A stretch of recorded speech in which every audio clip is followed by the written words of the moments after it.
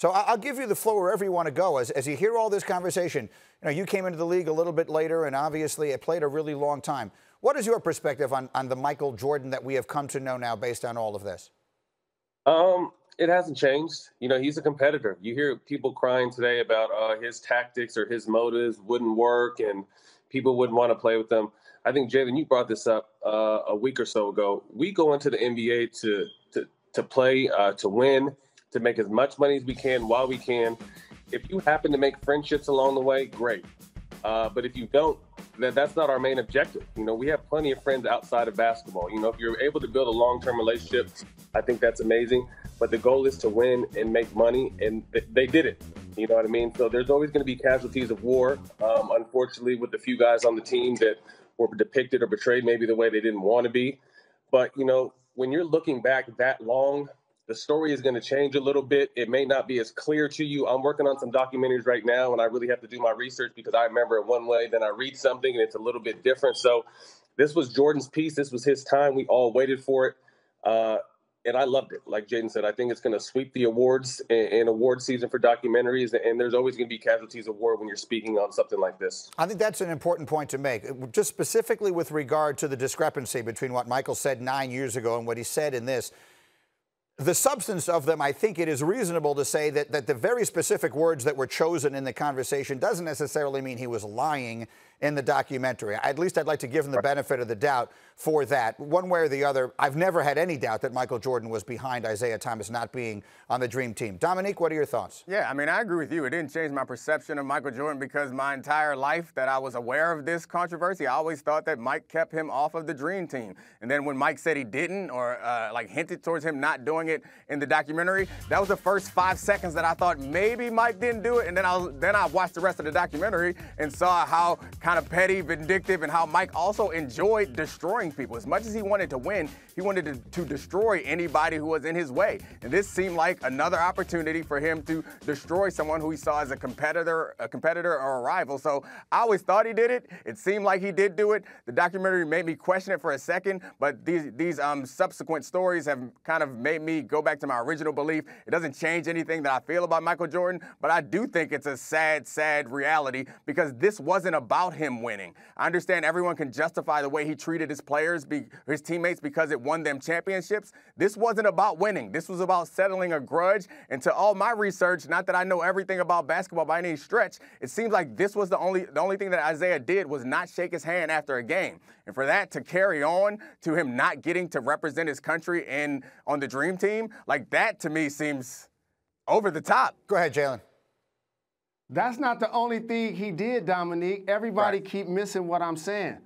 What Isaiah Thomas did is he beat Michael Jordan 2 times more than Michael Jordan beat him when they played basketball from like 1986 to 1991. Okay. I understand they were like that. 36 and 17. That still doesn't justify to me. Like, that is no worse. Like, that doesn't, and I know Isaiah iced him out of his rookie All-Star game. Like, all that stuff, none of that, to me, justifies what Jordan did. If you're going to justify Jordan trash-talking his teammates and calling them all kinds of names and punching them.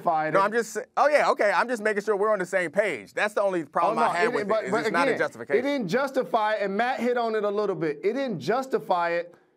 That's what rivalry is all about. Dislike, disdain, hate. I know you guys don't see it right now and don't understand it exists, but there's a reason why these guys are not friends and not getting along 30 years later when they're the top people to ever play basketball and they got more rings than all of us put together. I'm with that. I'm going to leave it here. Guys, I'm not going to be able to get to the thing I was going to do next because you just brought up an important point. Maybe what we should be saying today is if rivalries are never supposed to end, Matt Barnes, and I'm all with that.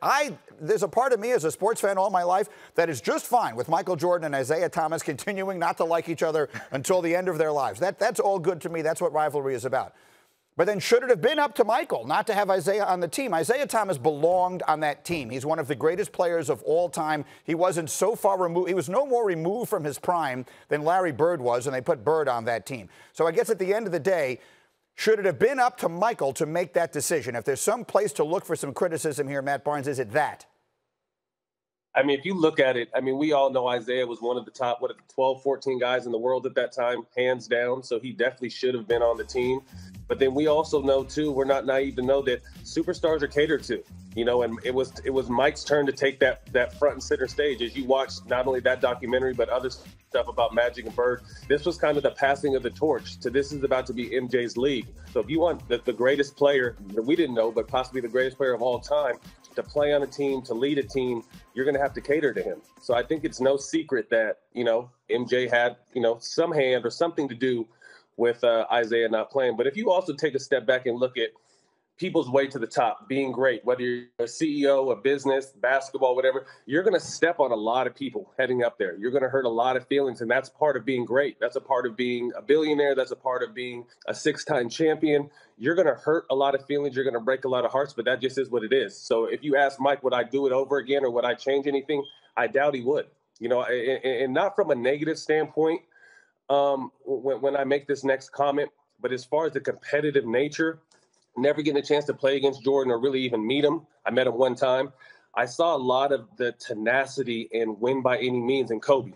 Very similar. When I was watching stuff in practice, I got chills because I'm like, not in a bad way, but in a competitive way, Kobe would cuss you out. You saw Kobe get into it with players. Kobe would do anything he could to get the best out of his team because he knew on the biggest stage that's what was going to be needed. So, like I said, my first pointer when I first spoke, when people crying about, well, we don't like the he's too this, he's too that, throw all that out the window, man. At the end of the day, it's all about winning. Mike won at the highest level, and there's going to be some casualties of wars when that happens. All right, I'm going to take a break.